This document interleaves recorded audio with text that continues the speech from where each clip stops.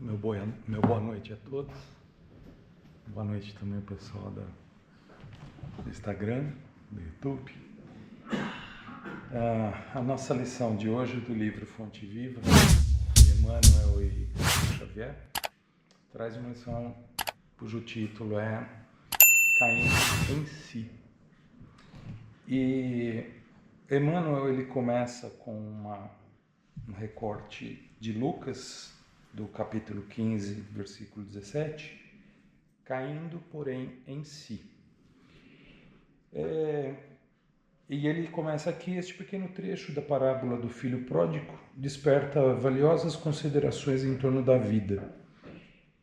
E eu acredito que antes da leitura desse texto, a gente dá uma relembrada no filho pródigo, que é uma parábola, na verdade, para mim é uma história, porque tem um conteúdo tão profundo da época, de uma análise de uma sociedade, como eles agiam, como eles atuavam naquela época. E qual o propósito dessa lição quando Jesus falou para o povo sobre ela. E assim, eu confesso que eu tinha um entendimento dessa lição, e esta lição aqui me levou à busca de um entendimento mais profundo, e eu fiquei assim fascinado com a história. A história em si, ela trata de um grande fazendeiro, dono de muitas terras, muito rico, que tinha 2 filhos. E um dos filhos vem falar com o pai e pede a parte da herança dele. Ele quer a parte da herança dele. E o pai dá a herança para esse filho. E ele pega esse dinheiro, dias depois arruma as coisas deles e vai embora. E vai embora para um lugar longe, vai embora para muito longe, uma outra cidade bem fora dali, daquela região. E lá ele comete todos os abusos possíveis com esse dinheiro, e ele vai gastando, desperdiçando de uma forma, esbanjando de uma forma assim, como se esse dinheiro nunca fosse acabar. Mas o dinheiro acaba, uma hora o dinheiro acaba. O dinheiro acaba e ele fica com uma mão na frente e outra atrás. Coincidentemente, essa cidade vai passar por um período de fome muito grande, uma grande escassez, e esse rapaz cai na miséria, na miséria absoluta. Ele não tinha absolutamente nada para comer, não tinha onde morar, não tinha mais o que vestir. E ele vai e pede para um senhor se pode ajudar ele de alguma forma, e esse homem manda que ele vá cuidar dos porcos. E ele vai lá e começa a cuidar desses porcos. E dias se passam e ele lá cuidando desses porcos, sem ter o que comer, ele começa a desejar comer a mesma coisa que os porcos comiam, que eram as alfarrobas, que é um tipo de erva que tem como se fossem umas ervilhas, que são as bolotas, e os porcos se alimentavam disso. E ele está tão chafurdado em tudo isso que ele começa a se questionar. E ele pensa, poxa vida, quando eu vivia com meu pai, eu vivia em abundância. Até os empregados do meu pai comem do pão. E eu aqui, nessa lama. Então ele caiu em si, nesse instante, e pensou, vou voltar para a casa do meu pai, pedir perdão e pedir para que ele me aceite de volta, não como filho, mas como um dos escravos, para que eu possa pagar minha dívida.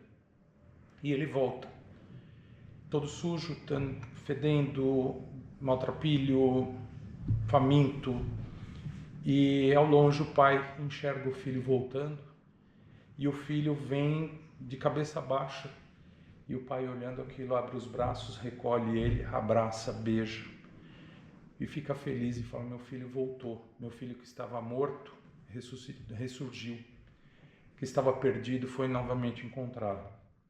E ele manda chamar os servos, pede para os servos trazerem roupa, um anel, uma sandália, matar um bezerro e vão festejar. Então é um momento assim de uma confraternização, de uma alegria muito grande que está nesse momento. O irmão mais velho, que estava trabalhando no campo, ele vem para casa e de longe ele vê aquele festejo todo, aquela alegria toda na casa. E conforme ele se aproxima, ele pergunta para um dos servos: o que está acontecendo? E o servo responde: teu irmão voltou.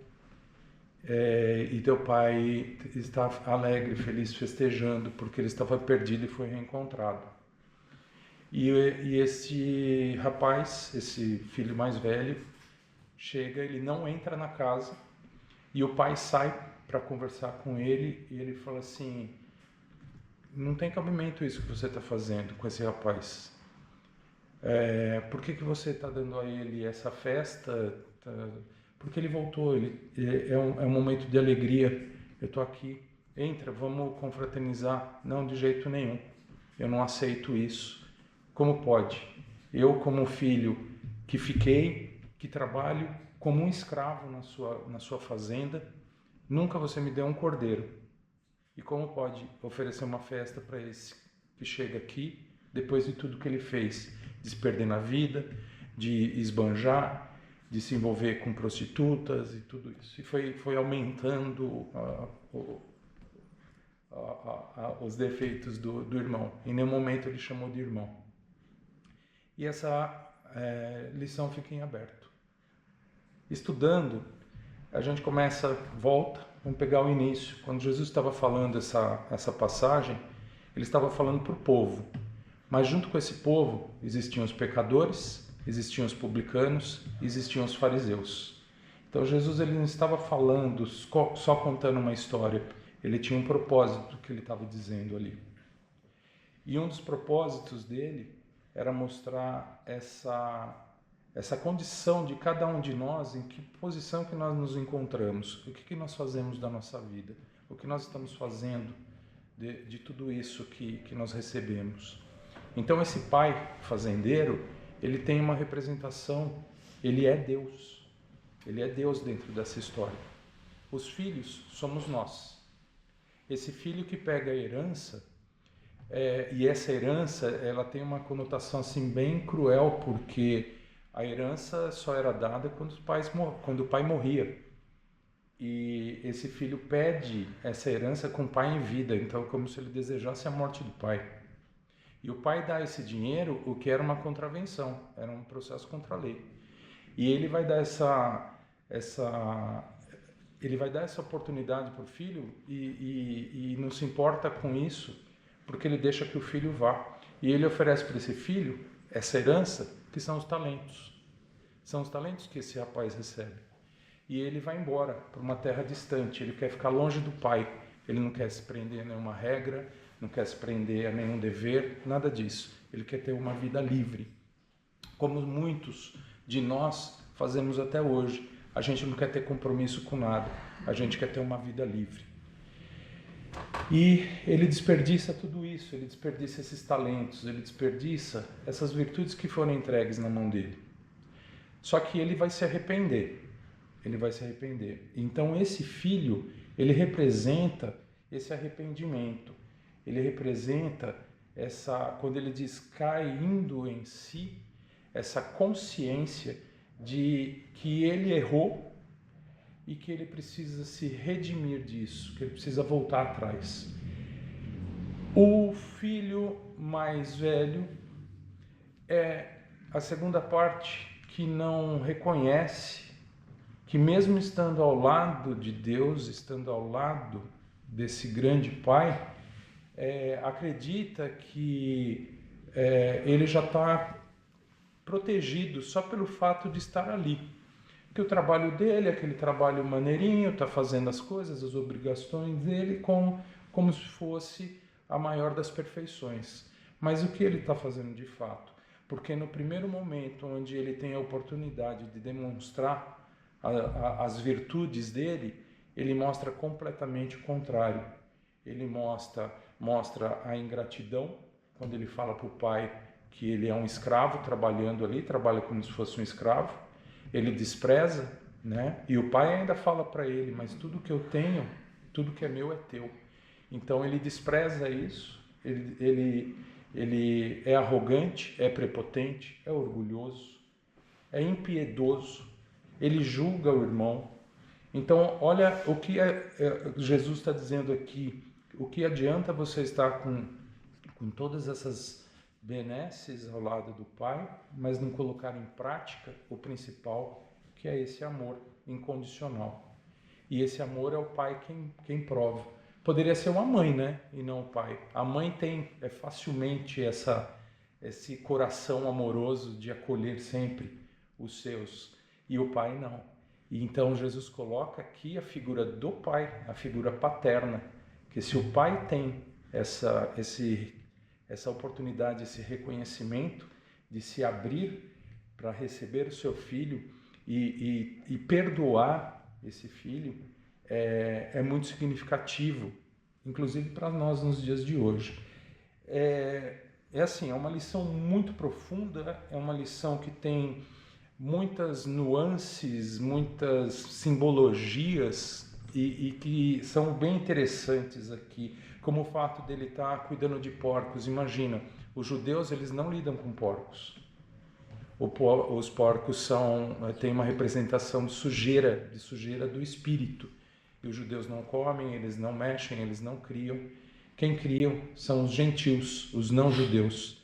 Então, vemos aqui que esse rapaz foi trabalhar, um judeu, foi trabalhar para um gentio e foi cuidar de porcos. Ou seja, o grau de humilhação pelo qual ele teve que passar, pela dor, pela miséria, para poder reconhecer que ele errou. Então, todo esse início, esse preâmbulo aqui que Emmanuel prepara para a gente nessa simples frase, caindo em si, que nós primeiro entendamos dessa lição qual é o propósito dela. Então agora vamos fazer uma leitura aqui da lição. Caindo, porém, em si. Este pequeno trecho da parábola do filho pródigo desperta valiosas considerações em torno da vida. Judas sonhou com o domínio político do Evangelho, interessado na transformação compulsória das criaturas. Contudo, quando caiu em si, era demasiado tarde, porque o divino amigo fora entregue aos juízes cruéis. Então ele pega, aqui Emmanuel ele vai pegar algumas personalidades aqui da história bíblica e vai apontar como cada um lidou com essa situação, fazendo um paralelo com esses dois filhos, o filho pródigo e o filho egoísta, que deveria ser chamado, eu acho que a lição deveria ser chamada assim, o filho pródigo e o filho egoísta. Então, Judas, ele quer promover uma transformação obrigatória das criaturas. Ele está pensando de uma forma egoísta, ele está querendo impor isso. E ele não pensa, ele não mede, ele vai por essa impulsividade. É uma das atitudes que esse filho pródigo faz. Quando ele pega e sai com dinheiro na mão e vai embora para outro país, ele está agindo de forma inconsequente. Ele não pensa antes de agir, ele simplesmente vai e começa a fazer a maneira dele.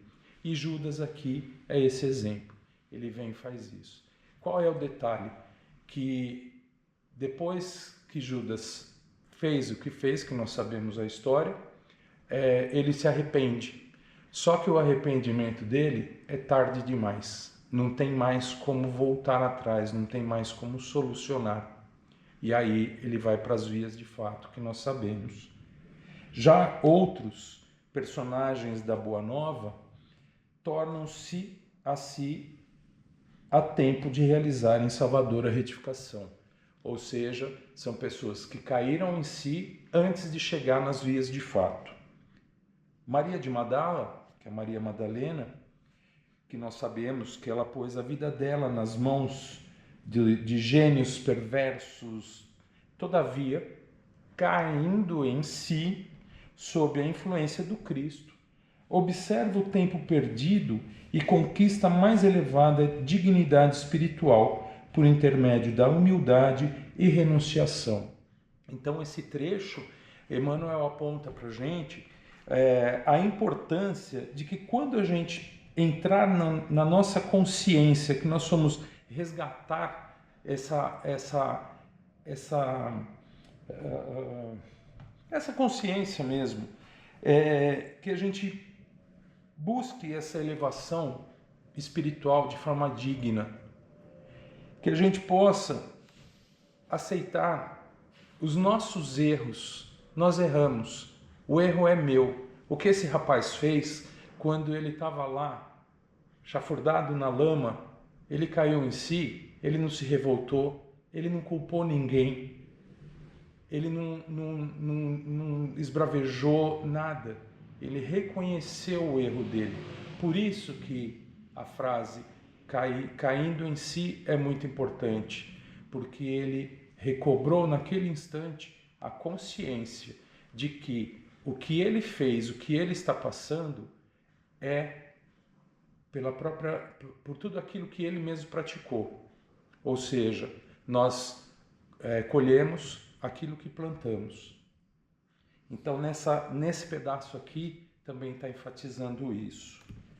Pedro, que negou Jesus 3 vezes, né? Então, Pedro, intimidado ante as ameaças de perseguição e sofrimento, nega o Mestre Divino. Entretanto, caindo em si, ao se lhe deparar o olhar compassivo de Jesus, chora amargamente e avança. Ele também se arrepende. Ele se arrepende resoluto para que a sua reabilitação vá ao apostolado. Então, o que Pedro vai fazer? Pedro vai se redimir desse grande erro e ele vai trabalhar em propósito da divulgação do Evangelho, da disseminação do Evangelho, de levar a palavra de Jesus adiante. Paulo de Tarso, é outra figura que confia-se a desvairada paixão contra o cristianismo, persegue furioso todas as manifestações do Evangelho nascente. No entanto, caindo em si, perante o chamado sublime do Senhor, penitencia-se de seus erros, converte-se num dos mais brilhantes colaboradores do triunfo cristão. Então, olha que significativo é esse momento em que, caindo em si, nós podemos modificar o nosso interior. Então, aqui, com essa lição de Paulo, nós entendemos da nossa reforma íntima, da nossa modificação, da nossa reestruturação interna dentro dessa compreensão, e mudando a nós mesmos, nós vamos mudando o que está à nossa volta. Há uma grande massa de crentes de todos os matizes nas mais diversas linhas da fé. Todavia, reinam entre eles a perturbação, a dúvida, porque vivem mergulhados nas interpretações puramente verbalistas da revelação celeste, em gozos, fantasias, mentiras da hora carnal ou imantados na casca da vida, a que se prende desavisados. Para eles, a alegria é o interesse imediatista, satisfeito, é a paz e a sensação passageira de bem-estar do corpo e da carne, sem dor alguma, a fim de que possam comer e beber sem impedimento. É o filho egoísta que está ali acomodado naquele bem-viver, com tudo na mão, com tudo à sua disposição, e mesmo que ele seja ingrato, ele continua usufruindo de tudo isso. Mas o que ele faz de bom para o outro? O que ele faz de bem para o outro? O que nós fazemos de bem para o nosso próximo? O que nós levamos de edificante para o nosso semelhante? Então, com tudo isso, cai, contudo, em ti mesmo, sob a bênção de Jesus, e transferindo-te, então, da inércia para o trabalho incessante, pela tua redenção, observarás, surpreendido, como a vida é diferente. Então, aqui nós temos um alerta para nós mesmos, desse estímulo a uma verdadeira compreensão do Evangelho de Jesus e que nós possamos enxergar a vida de um novo prisma, de uma nova forma, entendendo que Deus está sempre de braços abertos para nos receber. Não importa os nossos erros, o que nós fizemos no passado, nós temos sempre uma nova oportunidade e que possamos abraçar essa oportunidade que Deus nos oferece e sermos abraçados por ela. Então, nessa reflexão de hoje, que voltemos aos nossos lares, pensando um pouquinho, refletindo um pouquinho, quem nós somos? Esse filho que se rebelou e foi, mas reconheceu os próprios erros, se arrependeu e voltou? Ou aquele filho que, apesar de está aqui ao lado, com todos os ensinamentos, com todos os conhecimentos, se estamos de fato colocando isso em prática no nosso dia a dia, conosco mesmo, com os nossos familiares, com os nossos amigos, com a nossa sociedade. Então, que possamos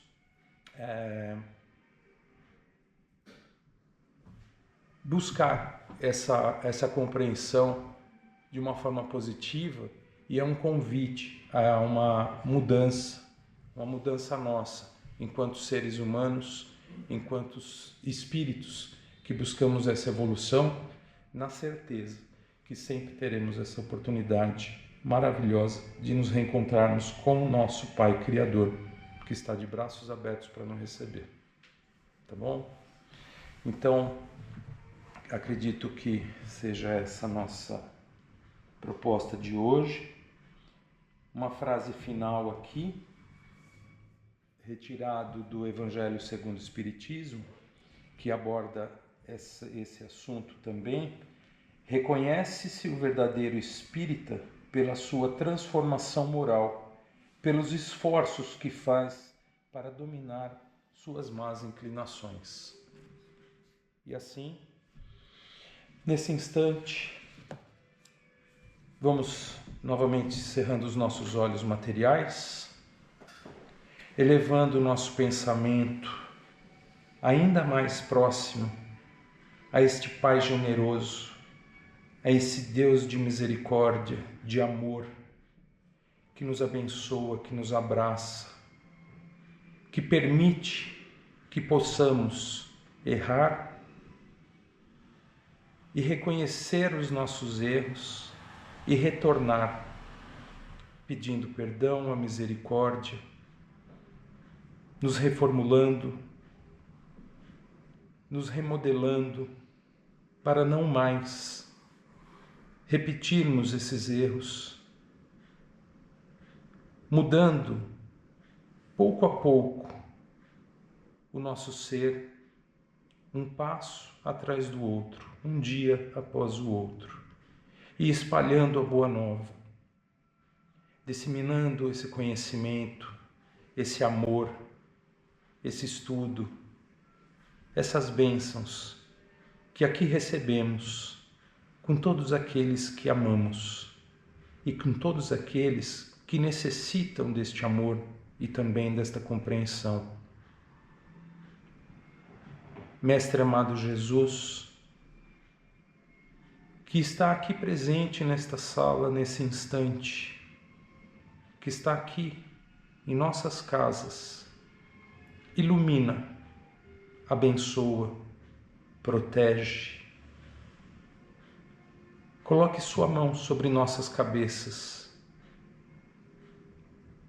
nos harmonizando, nos abençoando, recolhendo de nós as nossas aflições, os nossos medos, as nossas inseguranças e fortalecendo o nosso coração de coragem, de esperança, de reconforto, de resignação. E abençoados estamos, repletos de amor no coração, envolvidos por esta grande luz.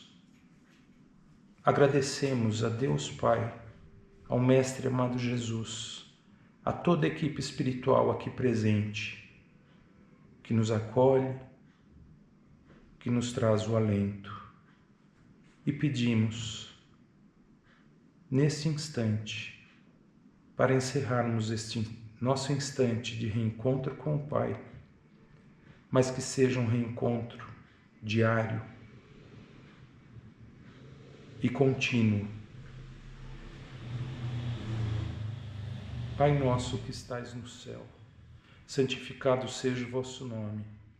Venha a nós o vosso reino e seja feita a vossa vontade, assim na terra como no céu. O pão nosso de cada dia nos dai hoje. Perdoai as nossas ofensas, assim como nós perdoamos a quem nos tem ofendido. Não deixeis cair em tentação e livrai-nos, Senhor, de todos os males, pois vosso é o poder, o reino e a glória, agora e sempre. Obrigado, Senhor.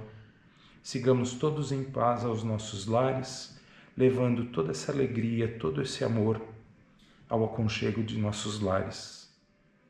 Que a paz de Deus esteja com todos vocês, com cada um de vocês. Graças a Deus. Boa semana a todos.